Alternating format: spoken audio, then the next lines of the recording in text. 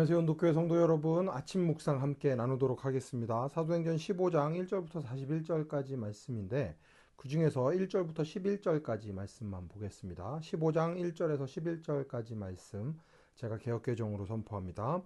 어떤 사람들이 유대로부터 내려와서 형제들을 가르치되 너희가 모세의 율법대로 할례를 받지 아니하면 능히 구원을 얻지 못하리라 하니 바울과 바나바와 저희 사이에 적지 아니한 다툼과 변론이 일어난지라 형제들이 이 문제에 대하여 바울과 바나바와 및 그 중에 몇 사람을 예루살렘에 있는 사도와 장로들에게 보내기로 작정하니라. 그들이 교회의 전송을 받고 베니게와 사마리아로 다니며 이방인들이 주께 돌아온 일을 말하여 형제들을 다 크게 기쁘게 하더라. 예루살렘에 이르러 교회와 사도와 장로들에게 명접을 받고 하나님이 자기들과 함께 계셔 행하신 모든 일을 말하며 바리새파 중에 어떤 믿는 사람들이 일어나 말하되 이방인에게 할례를 행하고 모세의 율법을 지키라 명하는 것이 마땅하다 아니라. 사도와 장로들이 이 일을 의논하러 모여 많은 변론이 있은 후에 베드로가 일어나 말하되 형제들아 너희도 알거니와 하나님이 이방인들로 내 입에서 복음의 말씀을 들어 믿게 하시려고 오래전부터 너희 가운데서 나를 택하시고 또 마음을 아시는 하나님이 우리에게와 같이 그들에게도 성령을 주어 증언하시고 믿음으로 그들의 마음을 깨끗이 하사 그들이나 우리나 차별하지 아니하셨느니라. 그런데 지금 너희가 어찌하여 하나님을 시험하여 우리 조상과 우리도 능히 매지 못하던 멍에를 제자들의 목에 두려느냐. 그러나 우리는 그들이 우리와 동일하게 주 예수의 은혜로 구원받는 줄을 믿노라 하니라. 아멘. 초기 기독교에서 가장 어떻게 보면 좀 위험할 수 있었던 위기 상황을 저희들이 함께 보고 있습니다.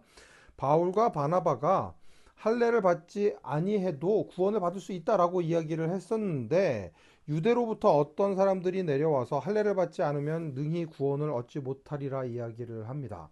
여기서 말하는 할례는 할례 그 자체만을 의미하는 게 아니라 율법을 지키는 삶, 그 전반적인 모든 것들에 대해서 이야기를 하고 있는 것입니다.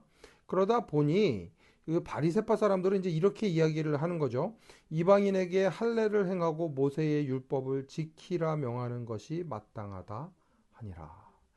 자기가 살아온 삶의 틀에서 벗어나는 게 참 어렵습니다. 자기가 구원을 받았는데도 불구하고 예수 그리스도로 말미암아 구원의 은혜를 받아 누림에도 불구하고 자기가 가지고 있던 그 틀, 할례, 그리고 모세의 율법을 지키는 것, 여기에서 벗어나지 못하는 모습을 보여주고 있습니다. 저희들도 마찬가지입니다. 예수님을 믿는다고 하면서도 여전히 내가 가지고 있는 틀에서 벗어나지 못할 수 있습니다. 그때의 기준이 되어야 하는 것은 예수님은 우리를 어떻게 대하셨는가, 또 예수님은 다른 사람들을 어떻게 대하셨는가여야 합니다. 예수님께서 어떻게 하셨는지가 중요하지 내가 어떻게 생각하느냐 하는 게 중요하지 않습니다. 그걸 어떻게 할 수 있는가 하면 베드로가 이제 이렇게 이야기를 합니다.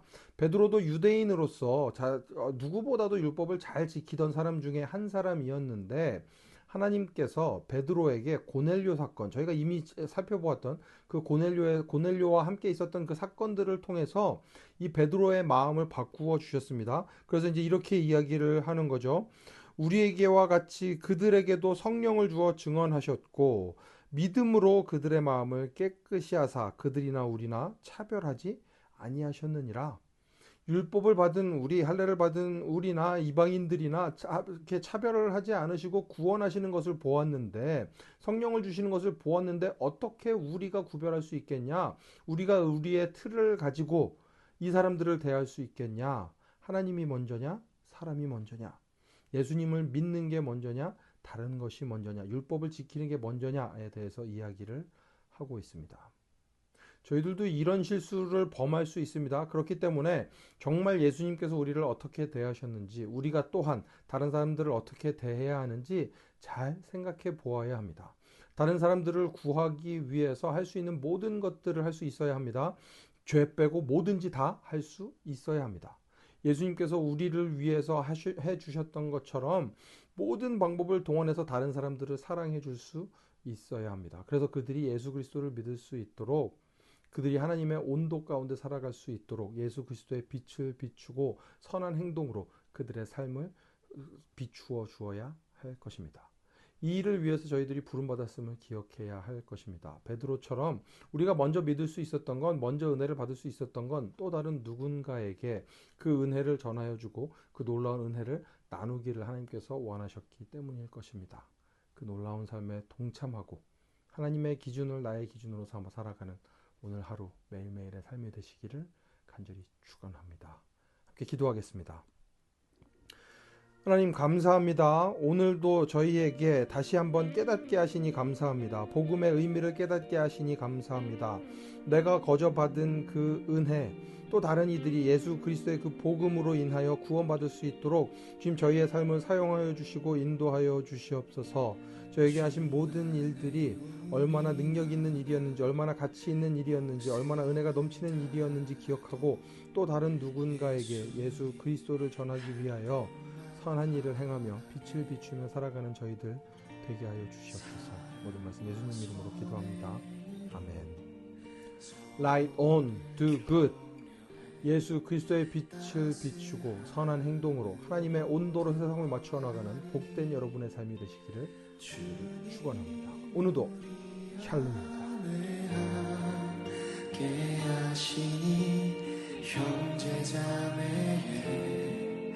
기쁨과 슬픔 느끼네 내 안에 있는 그의 안에서 서로 연결되어 주 안에서 성전이 되어가고 성령